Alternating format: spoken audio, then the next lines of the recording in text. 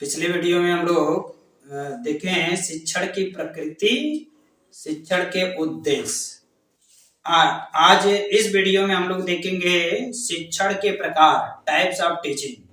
Types of teaching कितने प्रकार का होता है और कितने प्रकार से टीचिंग किया जाता है, वो विभिन्न प्रकार के व्यवस्थाओं के आधार पर वो रखे गए हैं। तो हम लोग देखते हैं कि शिक्षण के प्रकार, टाइप्स ऑफ टीचिंग। पहला, शिक्षण के उद्देश्य के आधार पर। शिक्षण के उद्देश्य, उसका ऑब्जेक्टिव क्या है, उसके आधार पर टीचिंग किया जाता है। उसके आधार पर तीन प्रकार के होते हैं: ज्ञानात्मक, भावात्मक, क्रियात्मक या मनोगद्यात्मक। ठीक, ज्ञानात्मक को कॉग्निटिव बोला जाता है, भावनात्मक को अफेक्टिव बोला जाता है, मनोगद्यात्मक या क्रियात्मक को साइकोमोटर टीचिंग बोला जाता है।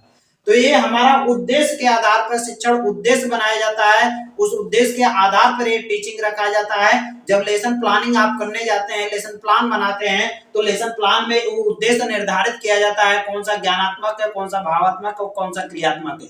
ज्ञानात्मक का मतलब होता है मेमोरी बेस्ड, कॉग्निटिव टीचिंग का मतलब मेमोरी बेस्ड, जो स्मरण के आधार पर रहता है। जैसे कोई सूत्र याद कर लिया गया कि E बराबर MC स्क्वायर, E बराबर MC स्क्वायर क्या है, ये मेमोरी बेस्ड है। ये भूल गया तो भूल गया। जैसे भारत की राजधानी कहाँ है, नई दिल्ली, ये मेमोरी बेस्ड है।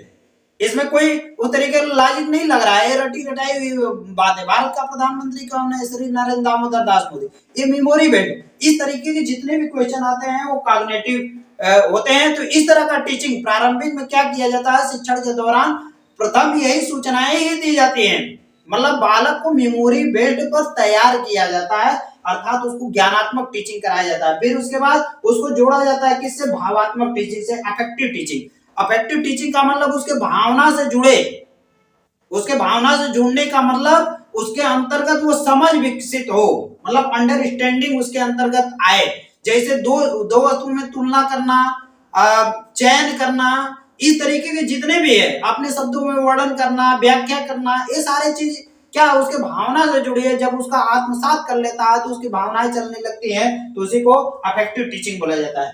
नेक्स्ट, मनोगद्यात्मक शिक्षण या क्रियात्मक शिक्षण, साइकोमोटर स्टेज। साइकोमोटर स्टेज में क्या होता है, वो अपना मतलब क्रियाकलाप करना शुरू कर देता है। जैसे एक प्रोजेक्ट का निर्माण करना, जैसे फोटोसिंथेसिस आपने पढ़ा दिया, फोटोसिंथेसिस का आपने फार्मूला याद करा दिया।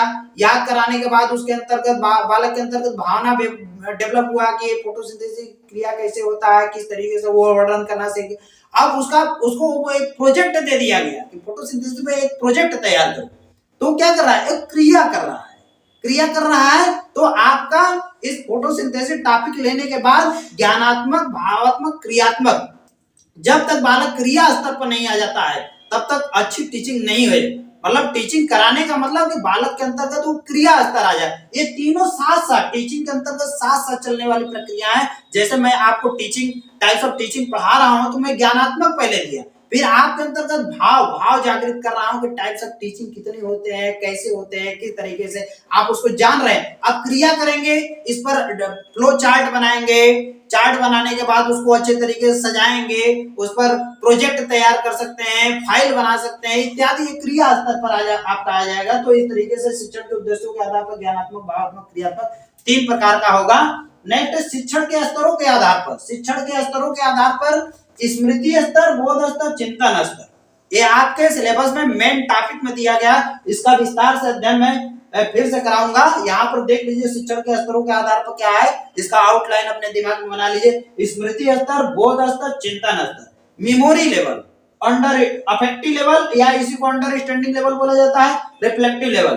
तो मेमोरी लेवल की बात होती है, जो मेमोरी में केवल याद कर लिया जाता है, भर लिया जाता है, उसको मेमोरी लेवल की बात कही जाती है। अफेक्टिव लेवल मतलब बोध स्तर, अंडरस्टैंडिंग लेवल, अंडरस्टैंडिंग लेवल में समझ की बात होती है। नेक्स्ट, रिफ्लेक्टिव लेवल, चिंतन स्तर की बात होती है। चिंतन स्तर में क्या होता है कि बालक चिंतन करना शुरू कर देता है, उसको मनन करना शुरू कर देता है, उसके सापेक्ष नया नया तर्क करना शुरू कर देता है, तर्क वितर्क करना शुरू कर देता है। आपके समझ क्वेश्चन से संबंधित ब्रॉड माइंड रख लेता है। तो ये चिंतन स्तर की बात होती है। नेक्स्ट हम लोग आते हैं शासन प्रणाली के आधार पर। शासन प्रणाली के आधार पर टीचिंग कितने प्रकार के होते हैं? तो शासन प्रणाली के आधार पर एक तंत्री शिक्षण, लोकतंत्री शिक्षण, हस्तक्षेप रहित शिक्षण। मतलब autocratic teaching, democratic teaching, laces teaching.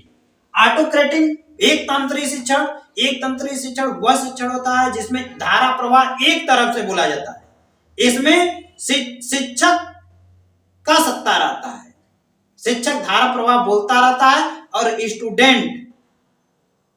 Student क्या करते हैं? निष्क्रिय होकर सुनते रहते हैं। स्टूडेंट निष्क्रिय होकर सुनते रहते हैं। इसी को एक तांत्रिक शिक्षण प्रणाली बोला जाता है। इसी को तानाशाही शिक्षण प्रणाली बोला जाता है। तानाशाही शिक्षण प्रणाली में शिक्षक ही सब कुछ होता है, शिक्षक जैसे चाहता है वैसे कक्षा संचालित करता है, लेकिन यह अच्छा शिक्षण नहीं माना जाता है। जैसे कहा जाता है, बहुत सारे टीचर्स बोलते हैं कि ठीक है कक्षा छोड़कर भागो, प्रैक्टिकल में नंबर काट देंगे। तो प्रैक्टिकल में नंबर काट देंगे क्या है? ये धमकी देना है। आप टीचिंग ऐसा करिए कि स्टूडेंट खुद खोज कर बैठे आपके कक्षा में, स्टूडेंट आए आपको ढूंढे कि सर पढ़ा दीजिए, सर बता दीजिए। ऐसा ना कि आप क्लास छोड़कर भाग जाए। तो उसमें क्या करते हैं? आप धमकी देते रहते हैं। तो पूरी कक्षा एक तांत्रिक शिक्षण प्रणाली में धमकी पर ही आधारित होता है। कहीं ना कहीं स्टूडेंट को धमकी दिया जाता है, उसका हानि करने का प्रयास किया जाता है। तो इसी को एक तांत्रिक या तानाशाही शिक्षण प्रणाली बोला जाता है। एक तांत्रिक या तानाशाही शिक्षण प्रणाली, इसमें शिक्षक सर्वे सर्वा होता है, स्टूडेंट निष्क्रिय श्रोता बनकर सुनते रहते हैं। नेक्स्ट, लोकतंत्री शिक्षण प्रणाली, democratic teaching, very best teaching होता है डेमोक्रेटिक टीचिंग। और इसी टीचिंग पर आधारित होता है शिक्षण। और शिक्षण जितना डेमोक्रेटिक होगा उतना ही अच्छा गुड टीचिंग होगा। और स्टूडेंट में अब तो ये रूलिंग भी बन गया है, राइट टू एजुकेशन के अंतर्गत बताया गया है कि बालक को न धमकाना है, न मारना है, पीटना है, उसको ऐसे जोड़ना है, ऐसे आप अपने टीचिंग को क्रिएट करिए कि वो आपसे जुड़े। जैसे नाना प्रकार के एक्टिविटीज कराया जाता है शिक्षक के द्वारा, देखते होंगे डांस करते हुए शिक्षक पढ़ा रहा है, बहुत सारा एक्टिविटीज करते हुए पढ़ा रहा है, तो उसको बालक को जोड़ने का प्रयास करता है, मतलब खेल में पढ़ाने का प्रयास करता है। इसी तरीके से हायर एजुकेशन में भी डेमोक्रेटिक टीचर, मतलब जितना स्टूडेंट को अपने टीचिंग में इन्वॉल्व करेंगे उस तरीके से टीचिंग आपका बढ़िया होगा। तो ये शासन प्रणाली के आधार पर है। इसमें शिक्षक और छात्र दोनों मित्रवत व्यवहार करते हैं, मित्र जैसा रहते हैं, स्टूडेंट के हर एक समस्याओं का समाधान होता है। इसमें तानाशाही बिल्कुल नहीं होता है, वह सही तरीके से कोऑपरेट करके शिक्षक और छात्र मधुर संबंध बनाते हुए अपना टीचिंग करते हैं। नेक्स्ट है हस्तक्षेप रहित शिक्षण, लेसिस टीचिंग। इसमें क्या होता है कि जो शिक्षक रहता है वह हस्तक्षेप नहीं करता है, वह निर्देशक की भूमिका में रहता है। निर्देशक की भूमिका मतलब वह निर्देशित करता रहता है, स्टूडेंट को छोड़ देता है कि आप करो, जैसे जिस तरीके से इच्छा कर रहे हो उस तरीके से करो, लेकिन वह गाइड करता रहता है, देखता रहता है कहीं मेरा स्टूडेंट गलत राह पर तो नहीं ले जा रहा है। जब आप रिसर्च करने जाएंगे, रिसर्च के दौरान आपको एक टॉपिक दे दिया जाएगा, आप स्वतंत्र रूप से करेंगे। आपका जो शिक्षक रहेगा वो एक निर्देशक की भूमिका में रहेगा, जहां आपकी समस्या आएगी वो समस्या का समाधान कर देगा, वहां पर भी एक मित्रवत व्यवहार होती है। इस तरीके से शासन प्रणाली के आधार पर शिक्षक 3 प्रकार के, एक तांत्रिक, लोकतांत्रिक, हस्तक्षेप रहित।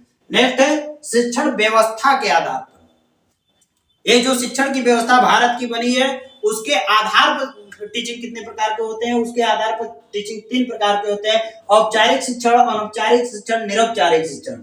औपचारिक शिक्षण के अंतर्गत फॉर्मल टीचिंग। फॉर्मल टीचिंग का मतलब होता है जो कक्षा में आप बैठे हैं, एक स्टूडेंट, शिक्षक और सिलेबस तीनों आमने सामने होते हैं, और उस सिलेबस के अकॉर्डिंग जो टीचिंग होती है वो औपचारिक टीचिंग होती है, औपचारिक शिक्षण होता है, फॉर्मल टीचिंग होती है। मतलब कक्षा को ध्यान में रख लीजिए, जो क्रियाकलाप हो रहा है वो औपचारिक शिक्षण हो रहा है। भारत में अधिक से अधिक औपचारिक शिक्षण ही है, क्योंकि एक सिलेबस, एक टीचर, एक फिक्स कमरा, उसी में टीचिंग किया जाता है। उस तरह के टीचिंग को हम औपचारिक शिक्षण कहते हैं। अनौपचारिक शिक्षण, non formal teaching. Non formal teaching वह टीचिंग होता है जो फॉर्मल टीचिंग के अंतर्गत भी नॉन फॉर्मल आ जाता है,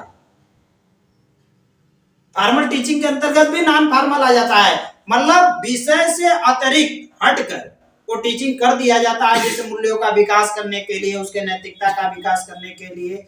इस तरीके का जितने भी टीचिंग होती है वो नॉन फॉर्मल टीचिंग होती है। कई वीडियो के माध्यम से आप सीख लिए, कई फिल्म के माध्यम से आप सीख लिए। इस तरह का जितने भी होते हैं ये अनौपचारिक होता है। कहीं समाज में बैठे हैं तो वहां पर भी आप टीचिंग कर लिए, मतलब सीख लिए कहीं से सीखे तो उस तरीके का वो टीचिंग होता है। कक्षा की परिस्थिति में भी औपचारिक के साथ साथ अनौपचारिक शिक्षण होता है, बालक को बहुत सारा ज्ञान दे दिया जाता है। तो इस तरह की जितनी भी टीचिंग होती है वो नॉन फॉर्मल।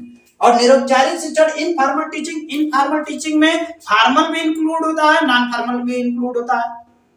जैसे दूरस्थ शिक्षा केंद्र की जितनी भी टीचिंग होती है वो नॉन फॉर्मल भी फॉर्मल भी होती है। वहाँ क्लास चलाया जाता है लेकिन स्टूडेंट को स्वतंत्रता रहती है, वो जाए या ना जाए अपना टीचिंग कर लेता है, प्रोजेक्ट बनाकर जमा कर देता है। तो वो उस तरह का इनफॉर्मल टीचिंग होता है। इस तरीके की शिक्षण व्यवस्था के आधार पर सरकार के द्वारा ये 3 तरह का दिया जाता है, तीनों का स्टूडेंट पालन करता है। तीनों के आधार पर जहां से ज्ञान अर्जित करना होता है वहां से ज्ञान अर्जित करता है। तो शिक्षण व्यवस्था के आधार पर आपसे पूछा जाएगा तो औपचारिक, अनौपचारिक, निरौपचारिक, इस तरीके से आपको समझ में आ गया होगा शिक्षण के प्रकार क्या है। उद्देश्यों के आधार पर ज्ञानात्मक, भावात्मक, क्रियात्मक, शिक्षण के स्तरों का आधार पर स्मृति स्तर, बोध स्तर, चिंतन स्तर, शासन प्रणाली के आधार पर एकतांत्रिक, लोकतांत्रिक, हस्तक्षेप रहित शिक्षण, फिर उसके बाद शिक्षण व्यवस्था के आधार पर औपचारिक, अनौपचारिक, निरौपचारिक, इस तरीके से शिक्षण के स्तर हैं। नेक्स्ट हम लोग देखेंगे शिक्षण के चर,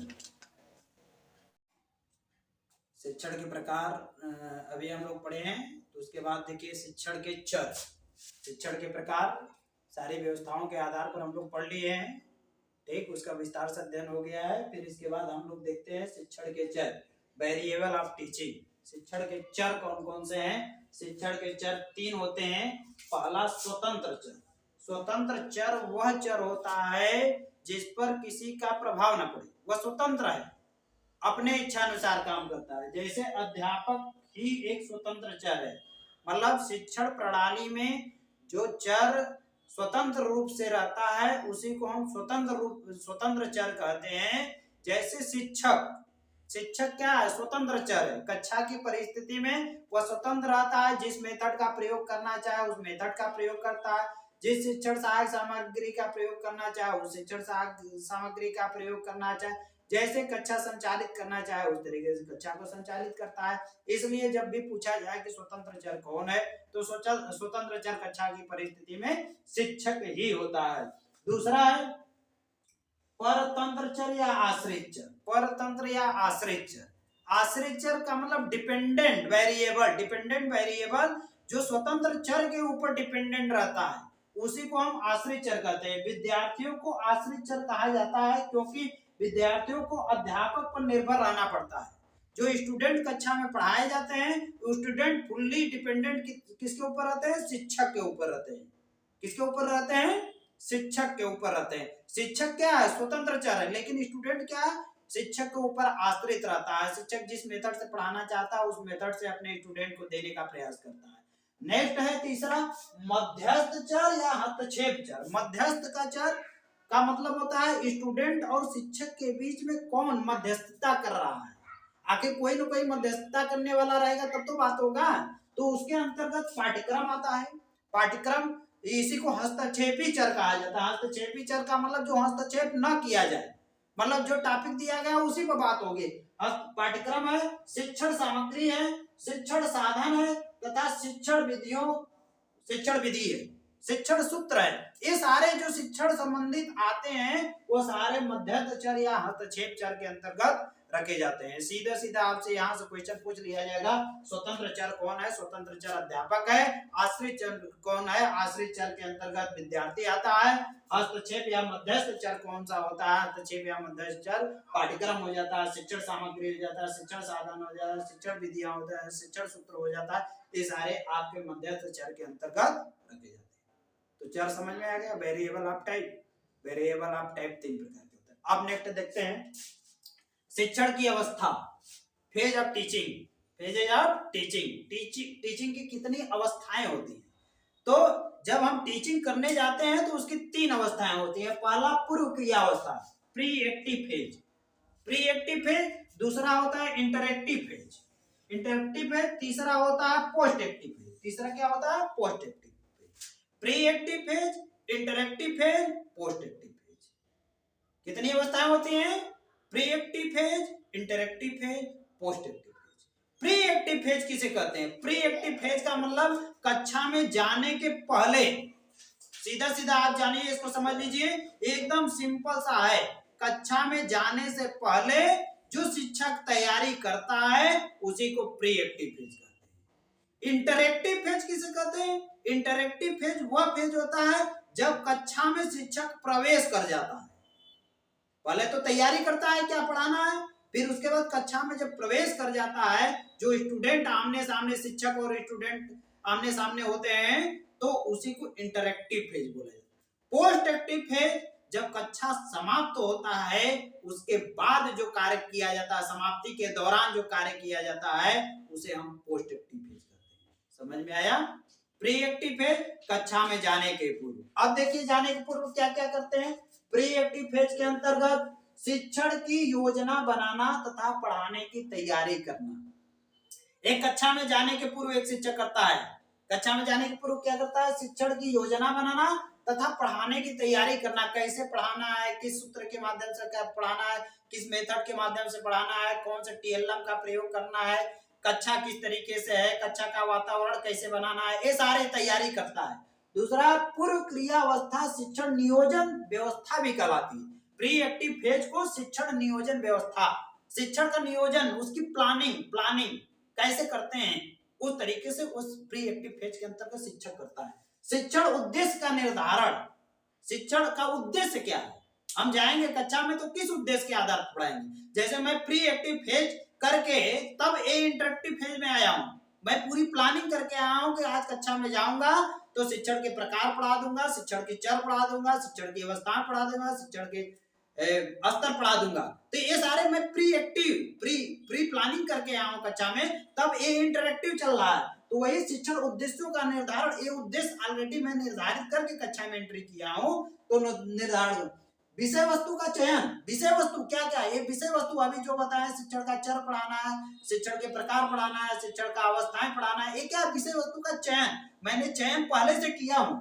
नेक्स्ट, शिक्षण सामग्री का चयन, जो सामग्री है, सामग्री में बहुत सारे टीएलएम का प्रयोग होता है, डस्टर है, मार्कर है, ब्लैक बोर्ड है, व्हाइट बोर्ड है, नाना प्रकार की ये सामग्रियां होती हैं टीचिंग करने के लिए। पाठ योजना का निर्माण, जो लेसन प्लान मैं बनाकर आया हूं, लेसन प्लान देख रहे हैं, ये लेसन प्लान है, ये लेसन प्लान का मैं प्रयोग किया हूं, लेसन प्लानिंग बनाया हूं, प्लानिंग के तहत आपको टीचिंग कर रहा हूं। तो ये लेसन प्लान बनाया जाता है, टीचर बनाता है, और टीचर बनाने के पश्चात ये टीचिंग कार्य कराता है। तो ये सारे जितने भी ये सारे क्रियाकलाप आ रहे हैं, ये प्री एक्टिव फेज के। ठीक, आपके परीक्षा में पूछा जाएगा तो आप बता दीजिएगा, प्री एक्टिव फेज में शिक्षक कक्षा में जाने से पूर्व जो जो तैयारी करता है उसको प्री एक्टिव फेज कहते हैं। ठीक, समझ में आया? Next, interactive phase. Interactive phase, अब प्री एक्टिव के पास अब शिक्षक आ गया कक्षा की परिस्थिति में। जैसे मैं कक्षा की परिस्थिति में आ गया हूं, आप लोग पढ़ रहे हैं, अब इंटरेक्टिव फेज हो गया। इंटरेक्टिव फेज में शिक्षक व छात्र आमने सामने रहते हैं, आप भी सामने बैठे हैं, मैं भी सामने बैठा हूं। अब इंटरेक्टिव हो रहा है, मैं बोल रहा हूं, आप सुन रहे हैं, आप प्रश्न कर रहे हैं, मैं जवाब दे रहा हूं, मैं प्रश्न कर रहा हूं, आप जवाब दे रहे हैं, मैं पूछ रहा हूं समझ में आया तो आप कह रहे हैं हाँ समझ में आया, मैं बोल रहा हूं कि समझ में नहीं आया तो आप कह रहे हैं नहीं आ गया समझ में। तो इंटरेक्टिव फेज है, तो इसमें शिक्षक और छात्र आमने सामने। प्रस्तुतिकरण, ये प्रस्तुतिकरण होता है, मैं प्रस्तुत कर रहा हूं आपके सामने क्या है। फिर प्रश्नोत्तर, क्वेश्चनिंग होता है, क्वेश्चनिंग स्टूडेंट और छात्र के बीच में। सैंपटकार होता है, ये जो लिखा गया है ये सैंपटकार है।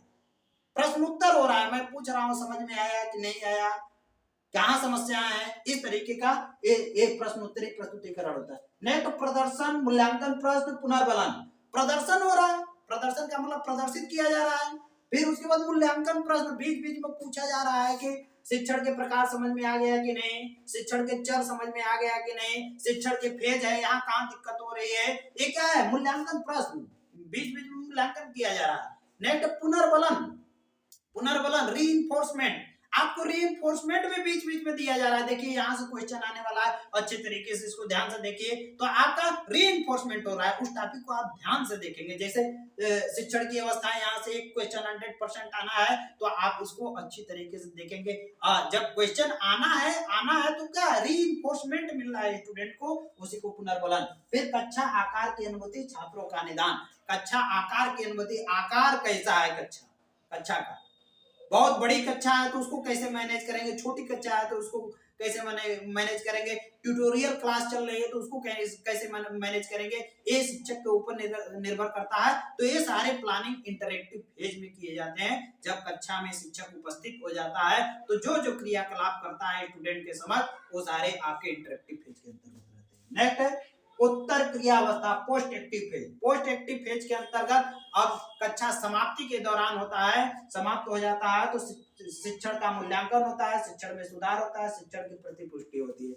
अब जब कक्षा समाप्त होता है तो समझ में आया कि नहीं आया, आप क्वेश्चन के माध्यम से प्रतिपुष्टि लेते हैं, फीडबैक लेते हैं, उसी फीडबैक के अनुसार रीटीचिंग का प्लान करते हैं, मतलब पुनः लेसन प्लानिंग का आयोजन करते हैं। इसमें शिक्षण का, आपने शिक्षण जो पढ़ाया है उसका मूल्यांकन कर लेते हैं, शिक्षण में क्या सुधार करना है, उस सुधार का जो फीडबैक मिलता है, जैसे ऑनलाइन टीचिंग होती है, कमेंट के माध्यम से फीडबैक मिलता है, उस कमेंट के माध्यम से वो टीचर क्या करता है, अपना फीडबैक लेता है, फीडबैक लेकर नेक्स्ट जो वीडियो बनाता है उस वीडियो के अंतर्गत अच्छा शिक्षण देने का प्रयास करता है, स्टूडेंट की समस्याओं का समाधान करता है। ये सारे किसके, पोस्ट एक्टिव फेज के अंतर्गत होते हैं।